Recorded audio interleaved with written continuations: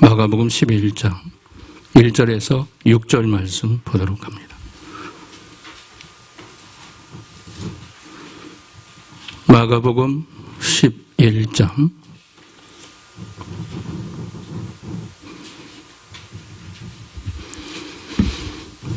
1절에서 6절 말씀 우리 같이 함께 합독하도록 하겠습니다. 신약성경 73페이지 함께 합니다. 그들이 예루살렘에 가까이 와서 강남산 벳바게와 베다니에 이르렀을 때에 예수께서 제자 중 둘을 보내시며 이르시되 너희는 맞은편 마을로 가라. 그리로 들어가면 곧 아직 아무도 타보지 않은 나귀 새끼가 매어 있는 것을 보리니 풀어 끌고 오라. 만일 누가 너희에게 왜 이렇게 하느냐 묻거든 주가 쓰시겠다 하라.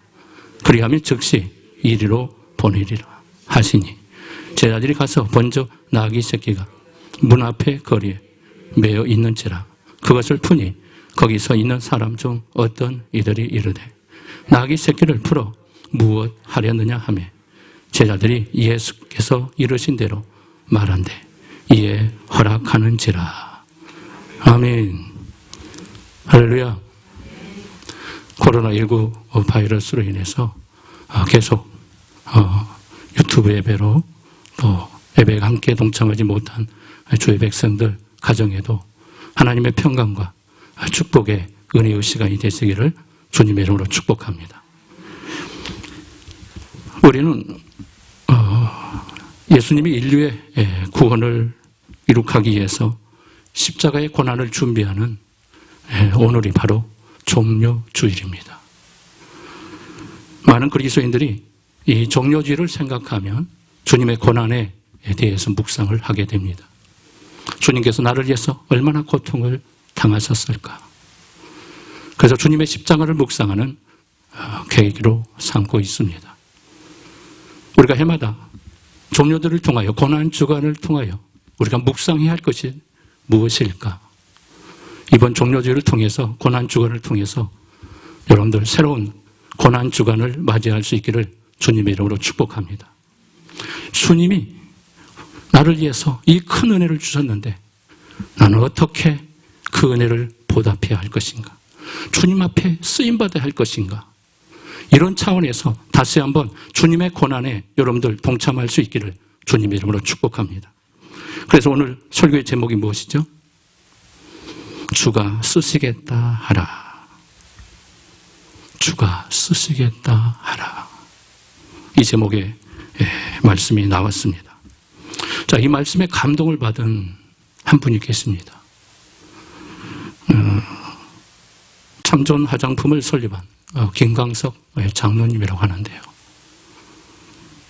그가 약대에 졸업해서 예수 믿고 큰 은혜를 경험하고 주가 쓰시겠다는 저자 책을 저술하게 됩니다. 그 책으로도 굉장히 유명한데요. 그 약대를 졸업한 이후에 을지로 4평밖에 안 되는 곳에 약국을 개업하게 됩니다.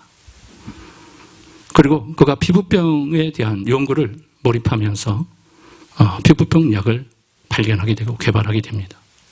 그래서 한순간 국내에 유명한 사람이 되게 되고 곽강을 받기 시작합니다. 그런데 문제는 그 피부병 약이 무효가 제약 혐의로 인해서 범법자로 몰리게 됩니다. 그리고 도피 생활을 5개월 동안 하게 되는데요.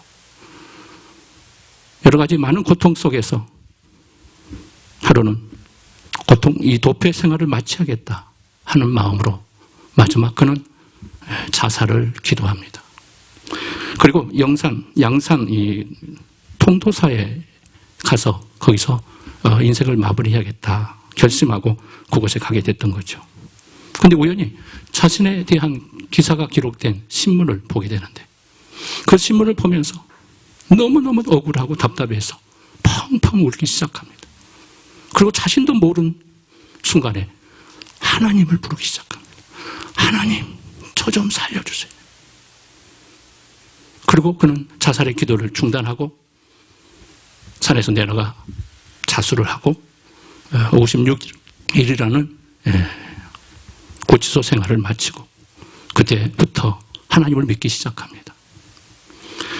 자, 그리고 그는 기도 가운데 열심히 하나님 앞에 기도하면서 새로운 창업을 이룩하게 되는데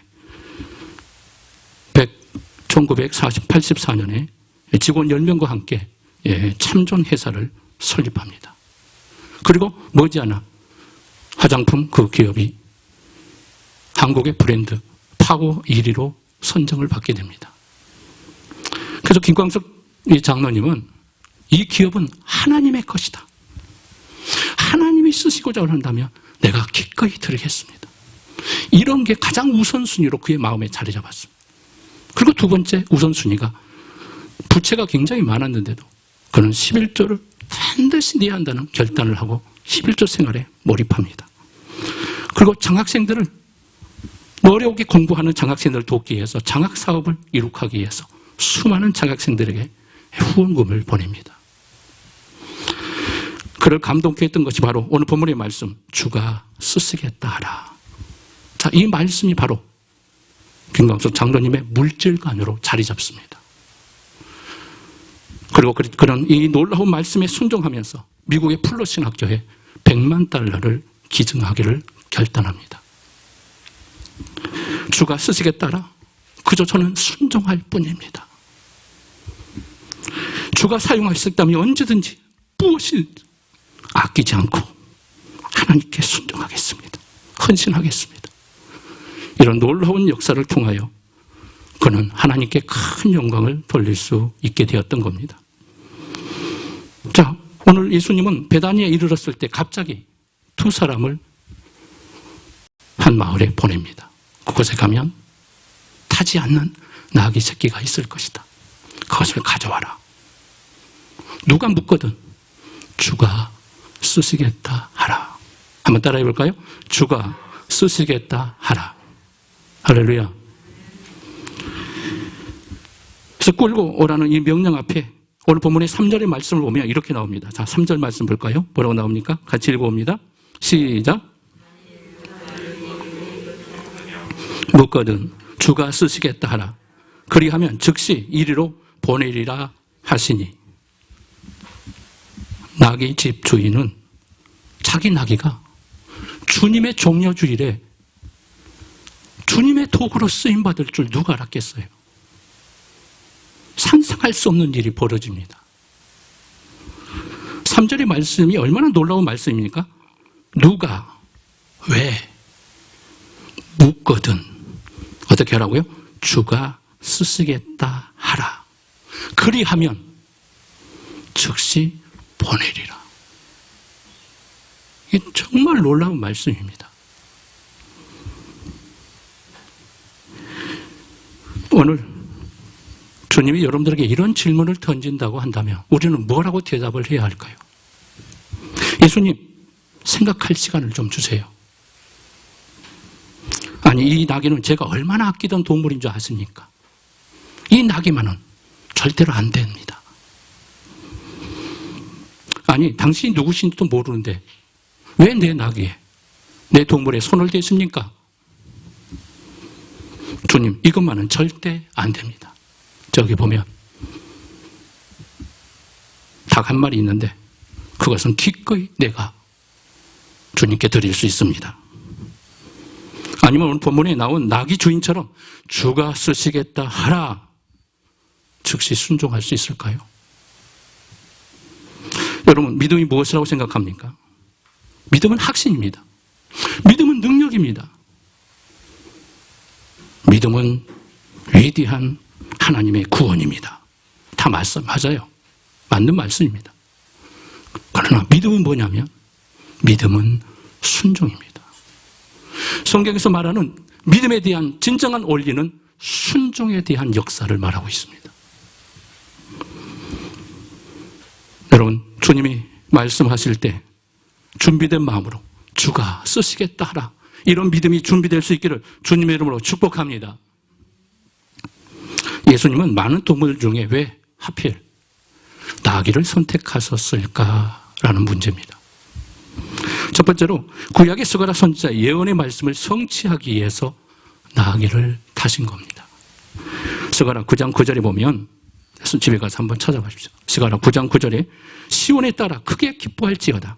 예루살렘에 따라 즐거이 부를지어다. 보라, 내 왕이 내게 임하시나니 그는 공의로우시며 구원을 베푸시며 겸손하여서 나귀를 타시나니 나귀의 작은 것 곧 나귀 새끼니라.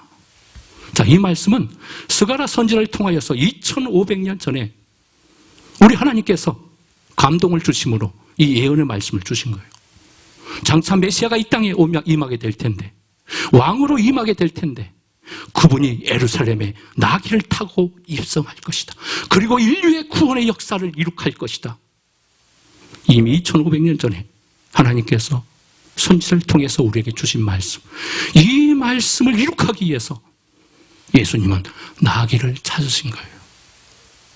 그리고 그 나귀가 베다니 마을 가까운 곳에 정확하게 있었던 거예요.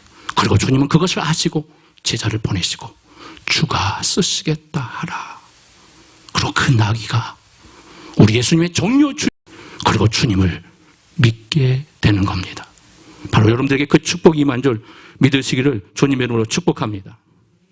자, 이제 예수님이 드디어 예루살렘에 입성하게 됩니다. 낙타 타고 나귀 타고 예루살렘에 입성하는 예수님을 보면서 온 백성들이 대환영을 하기 시작합니다. 여기서 바로 종려주일이 시작됩니다. 종려주일은 종려나무 가지를 흔든다라는 그 의미에서 나온 말입니다. 자, 8절의 말씀 우리 같이 읽어볼까요? 8절을 같이 읽어보면, 자, 우리 같이 다 함께 성경 말씀을 보겠습니다. 8절 말씀 함께 봅니다. 많은 사람들은 자기들의 겉옷을, 또 다른 이들은 들에서 벤 나무 가지를 길에 펴며, 첫째, 자기들의 겉옷을 던져서 예수님의 입성을 환영합니다. 자, 이스라엘 백성들은 자기 옷을 던졌다는 것은 바로 존경을 표하고 있는 거예요. 왕으로 오신 예수님을 최대한 존경하겠다는 표시입니다. 그리고 그 존경의 표시도 레드카펫을 대신해서 예수님의 오시는 그 길을 준비해주고 있는 겁니다. 그리고 종려나무 가지를 꺾어서 길을 만들어줍니다. 다른 복음서에서는 종려가지라고 하는데, 마가복음에서는 종려가지라는 말을 안 썼어요. 자, 종려나무는 것은 승리를 상징합니다. 그래서 승리자가 오신다. 왕으로 승리하신 분이 지금 입성하신다. 우리의 왕이여 오시옵소서.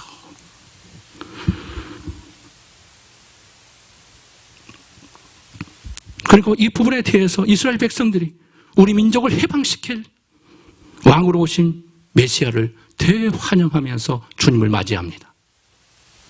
세 번째, 이스라엘 백성들의 찬송이 울려 퍼지기 시작합니다. 자, 9절의 말씀, 10절 말씀 우리 같이 한번 읽어볼까요? 자, 9절, 10절 같이 한번 읽어봅시다. 시작. 앞에서 가고 뒤에서 따르는 자들이 소리 지르되 호산나 찬송하리로다. 주의 이름으로 오시는 이여 찬송하리로다. 오는 우리 조상 다윗의 나라여 가장 높은 곳에서 호산나 하더라. 자, 구약에 보면 이스라엘 백성들은 메시아 사상이라는 것을 기억하고 있습니다. 그것은 이제 메시아 사상이라고 이제 신학적으로 얘기하는데요. 이 메시아 사상이라는 게 뭐냐면 아담 시대 때부터 시작됩니다. 아담이 범죄하고 나서 사탄의 미혹을 받고 하나님 명령을 어기죠. 선악과를 따먹죠. 그리고 하나님으로부터 이제 에덴 동산에서 추방을 당합니다. 그러면서 창세기 3장 15절에 여자의 후손이라는 말씀을 주면서 다시 새 언약에 대한 말씀으로 구원자로 오실 메시아에 대한 그들에게 구원자를 선포합니다. 하나님께서 회복하시는 거예요. 인간의 죄의 문제를 무엇으로 회복할 것인가? 여자의 후손을 통해서 회복할 것이다. 바로 그분이 인간의 메시아로 이 땅에 오게 될 것이다. 그래서 아담 때부터 무엇을 그들이 기다리기 시작하냐면 아들을 낳을 때마다 메시아가 오셨냐? 이분이 혹시 메시아로 오신 분이 아닌가? 이걸 사모하기 시작합니다. 이것이 전통적으로 그들의 가르침 속에서, 그들의 사상 속에서 이스라엘 백성들의 심령 속에 새겨져 있습니다. 그래서 메시아에 대한 이 생각은 끊임없이 온 이스라엘 백성들의 역사를 흐르고 후손들에게 그 사상만은 가장 강력하게 가르칩니다. 토라 교육, 그런 메시아 사상. 그래서 너무나 잘 알고 있는 거예요. 그리고 지금 이스라엘 백성들 가운데 지금 환영하고 있는 모습을 보면 왜 갑자기 예수님이 오는데 이런 환영의 모습을 나타낼 수 있었겠어요? 스가랴 선지자가 예언했던 말씀을 이미 그들은 알고 있어요. 그래서 이 말씀이 바로 생각난 거예요. 아, 주님이, 하나님께서 메시아를 이 땅에 보내신다 하는데 그 메시아가 바로 낙이 타고 오신다는 것을 우리에게 말씀한 바로 이때구나. 하나님이 보내신 메시아가 드디어 오셨구나. 대축제가 벌어져.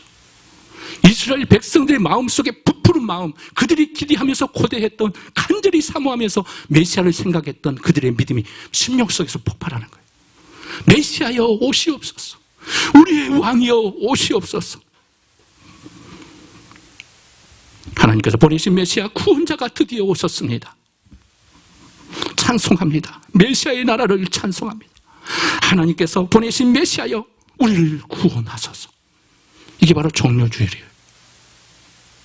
자, 호산나를 외치죠. 자, 호산나는 말이 무슨 말이죠? 구하오니 지금 이제 구원하소서 하는 말이에요. 이게 굉장히 이름의 뜻이 좋은 말이에요. 호산나. 한번 여쭤볼까요? 호산나. 지금 구원하소서. 나를 이제 구원하소서. 이게 엄청나게 좋은 말씀이에요. 그 이스라엘 백성이 호산나를 외치기. 이 호산나라는 찬양 시편에서부터 그들이 메시아를 찬양하고 예배할 때 많이 즐겨 부르던 찬양이에요. 이 종려주일에 그들이 이 찬양을 외치면서 주님을 맞이했던 겁니다. 이게 종려주일의 시작입니다. 여기까지 보게 되면 너무나 아름다워요. 자, 이스라엘 백성이 너무나 잘하고 있는 모습처럼 보여져요. 근데 여기서 모든 것은 끝나지 않습니다. 그 이후의 사건에서 반전의 역사가 일어납니다. 자, 이스라엘 백성들이 앞에서 말씀드린 것처럼 메시아 사상에 대한 생각을 하고 있었다고 그래요. 자, 메시아가 왔다. 그래서 이제 그들은 무엇을 생각하고 있었을까요? 이제 메시아가 왔으니까 이제 우리의 구원자가 이제 오신 거구나. 그렇게 생각하고 있었던 거예요.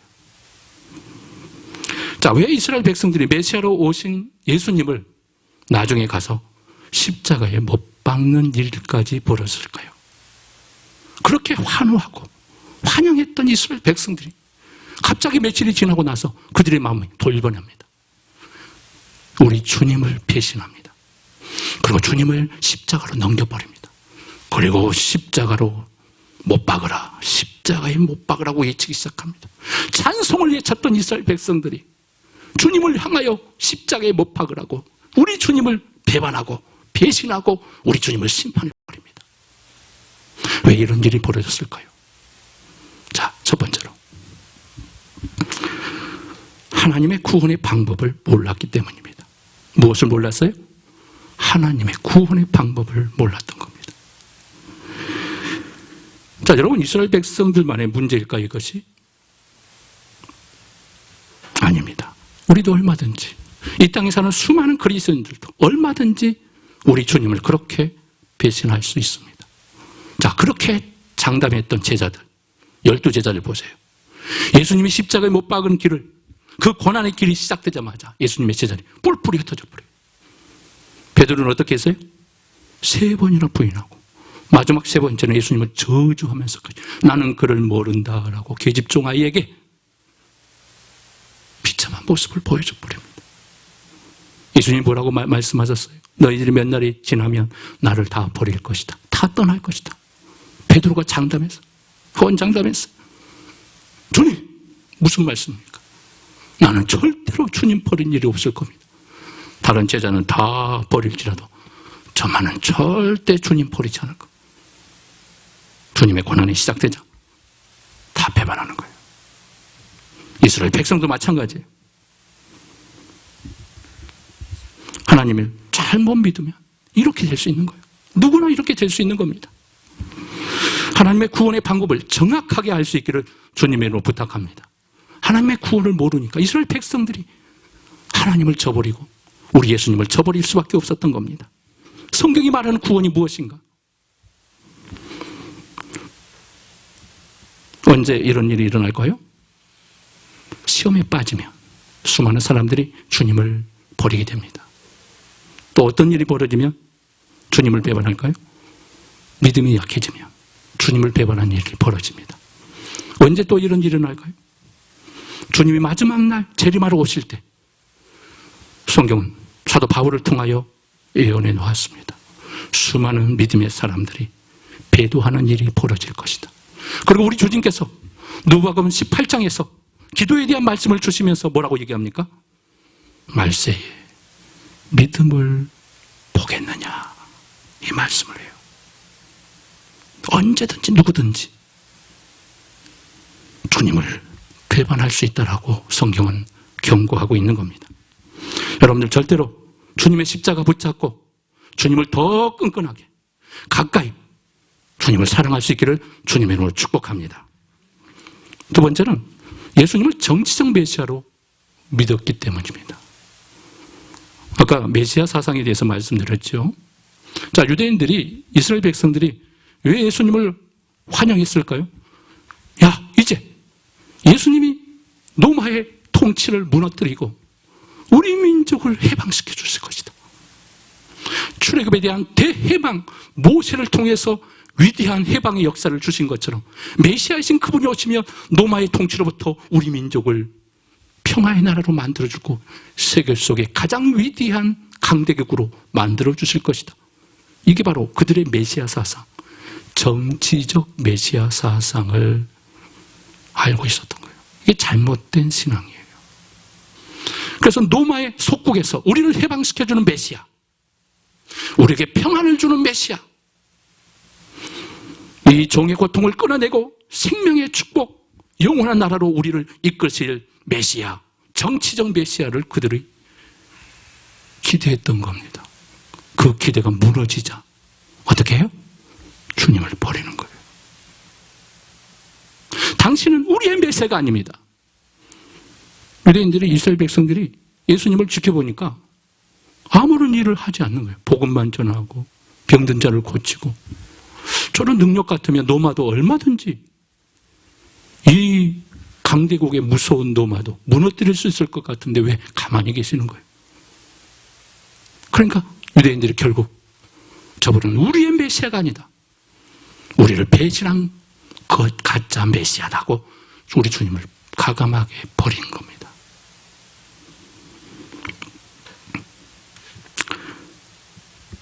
그리고 주님을 십자가에 못 박는 일에 그들이 가담하기 시작하고 우리 주님을 십자가로 못 박는 이 모든 사건 앞에 함께 동조하게 됩니다.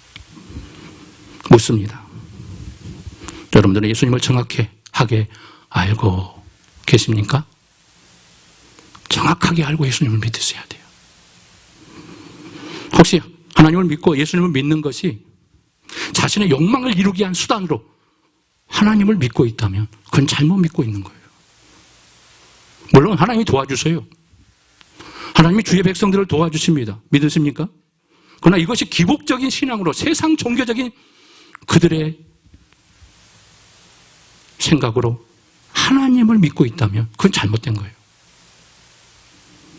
내 뜻을 이루기 위한 목적으로 하나님, 예수님을 필요로 하고 있다면 그것이 무너지는 순간 우리는 얼마든지 예수님을 버리게 되는 거예요.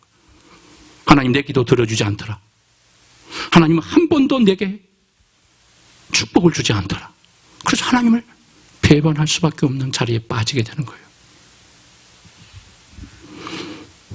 우리 예수님을 우리의 구원자로 오신 분이라는 사실을 여러분들 믿으시기를 바랍니다. 내 뜻을 이루기 위해서 오신 분이 아니에요. 하나님의 뜻을 이루기 위해서 오신 분이 우리 주님이세요.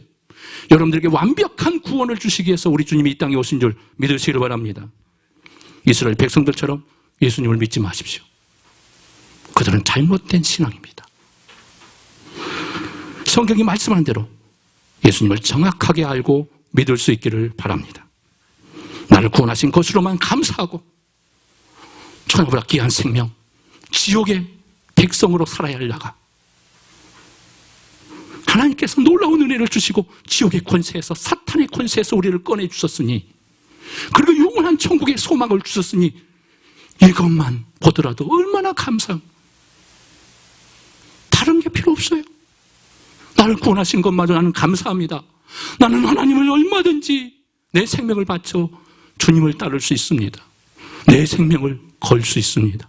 주님을 사랑하며 살 수 있습니다.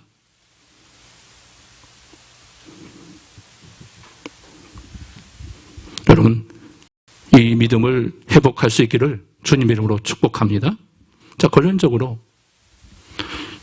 요약해서 예수님의 고난주간의 일정을 말씀드리고 설교를 마무리하도록 하겠습니다. 자, 종료절에 예수님은 예루살렘에 입성한 날이었다고 말씀드렸어요. 인류의 구원자로 입성하신 날, 십자가의 구원을 완성하기 위해서 예루살렘에 입성한 날, 바로 이것이 바로 오늘 이 주일을 종료주일이라고 그렇게 명합니다. 월요일에 우리 예수님 무엇을 했을까요? 이제 고난주간이 시작됩니다. 월요일 날 성전을 정결케 하고 무화과 나무를 저주하는 사건이 벌어집니다. 왜 성전을 정결케 했을까요? 우리 주님은 성전을 완성하기 위해서 오신 분이에요. 구약의 모든 제사를 완성하기 위해서 오신 분이세요. 그런데 성전이 파괴되고 있는 거예요. 제사가 파괴되고 있는 거예요. 예배가 파괴되고 무너지고 있는 거예요. 그래서 우리 주님께서 성전에 가서 돈 바꾸고 장사꾼으로 변해버린 성전의 모습을 보고 채찍을 만들어서 때리면서 상을 엎으시면서 그들에게 책망을 선언합니다. 이 성전을 헐어라. 내가 3일 만에 세우겠다. 우리 주님이 분노하는 거예요. 장사의 장소를 만들지 말아라. 강도의 굴을 만들지 마라. 내 집은 만민이 기도하는 집이다. 우리 주님이 선언하셔요. 그리고 나중에 이 성전이 무너지게 될 것을 말씀합니다. 돌 하나 돌일이 남지 아니하고 이 성전은 다 무너질 것이다. 심판을 선언해요. 그리고 무화과 나무를 더듬으면서 내가 시장하다. 무화과 나무 열매를 바라면서 우리 주님이 뻗어서 열매를 더듬어 봤지만 열매가 없는 거예요. 무화과 나무는 이스라엘을 상징하는 국호예요. 바로 이스라엘 백성들이 하나님께서 그 민족을 선택하시고 위대한 민족으로 세계 속에 복음의 역사를 이룩하는 위대한 나라로 세우기 위해서 그 민족을 불렀어요. 그런데 열매를 맺지 못하는 거예요.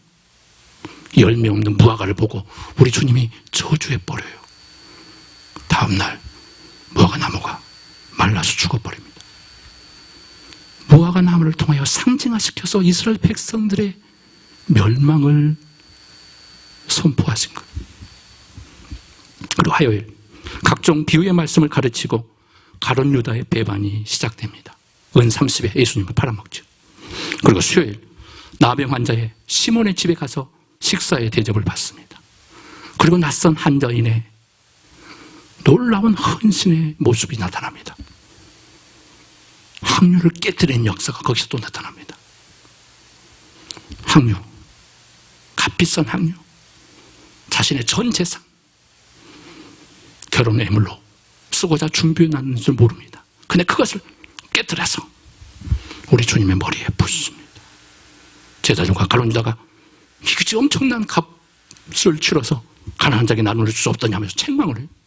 우리 주님이 뭐라고 해요?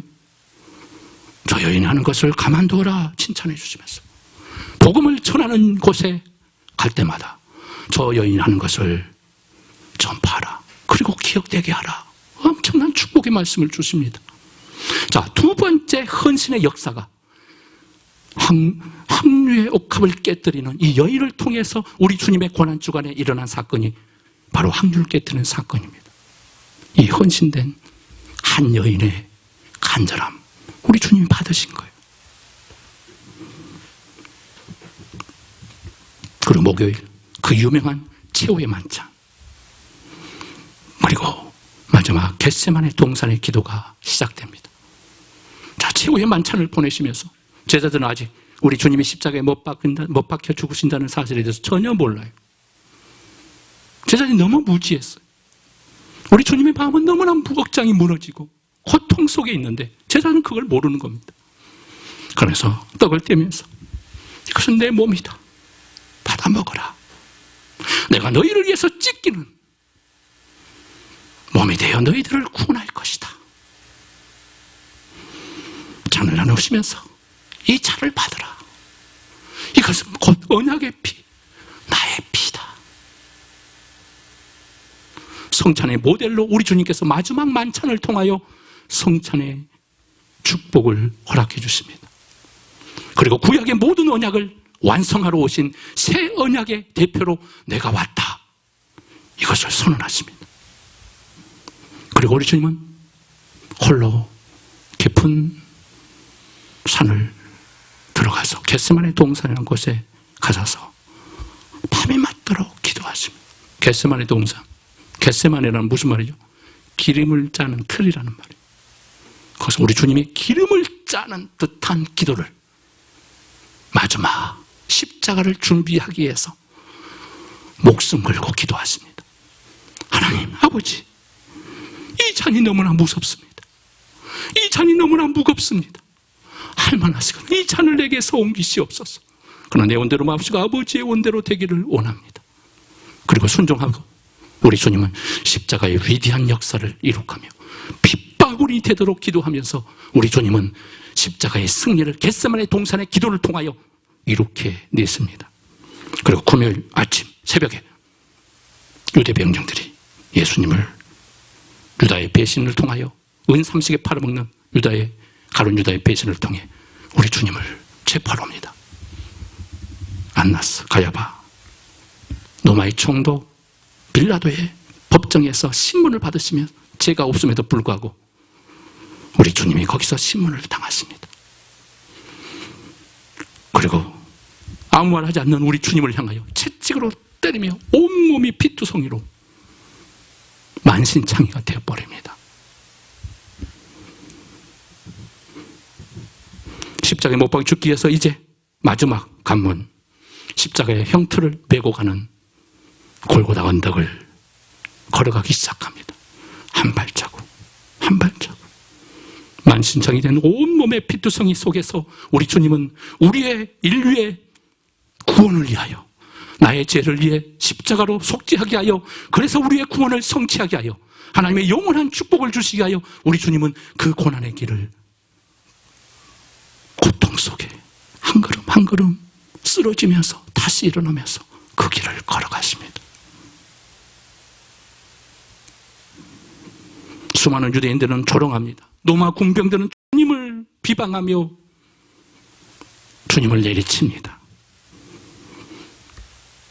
이 고통의 십자가의 길, 하나님의 아들이신 예수님, 우리의 구원자이신 예수님이 십자가 이 고통을 당할 수밖에 없었던가. 그리고 십자가의 형틀에 두 손목과 두 발목이 큰 대못에 의해 로마 군병들을 내리치는 망치 소리와 함께 빵, 빵, 빵, 우리 주님이 십자가에 못 박히십니다. 그리고 가상치한 7마디의 말씀을 하시면서 마지막 말씀, 다 이루었다. 할렐루야. 우리 주님이 다 이루었다. 구약의 모든 예언의 말씀을 내가 다 이루었노라. 하나님의 위대한 구원의 역사를 내가 다 이 자리에서 이루었노라. 인류의 온 죄악 가운데 죽어가는 온 인류의 죄악의 모든 것들을 내가 이 십자가로 나의 피를 통하여 다 이루었노라. 이 말씀을 선언하시면서 우리 주님은 금요일 오후 3시 우리 시각 다 이루었다 하시고 운명하십니다. 이것이 주님의 고난주간의 여정입니다. 오늘 설교 제목이 무엇이었습니까? 주가 쓰시겠다 하라. 이제 나도 주님의 도구로 쓰임받기를 원합니다. 주님이 나를 위해서 온몸을 바치며 죄 없인 우리 주님이 피투성이가 되며 만신창이가 되는 그 몸을 이끄시고 골고다의 온독의 고통을 걸어가신 주님, 십자가를 마다하지 않고, 아니 마다하고 거부하였을지라도 우리가 무슨 주님께 원망을 할 수 있겠습니까?